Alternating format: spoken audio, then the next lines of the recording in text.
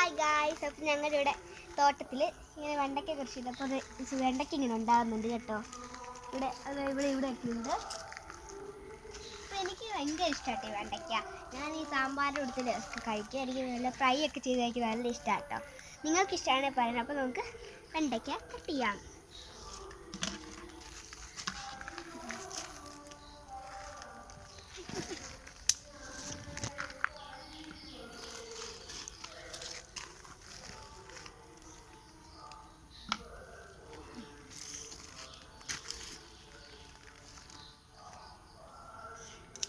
Guys, നമുക്ക് 3 വെണ്ടയ്ക്ക കിട്ടിയിട്ടുണ്ട്. ഇങ്ങനെ പറിക്കുവാണ്. ഇവിടെയൊക്കെ ഇങ്ങനെ ചെറുതായിട്ട് വന്നു. ഇവിടെ ഉണ്ട്.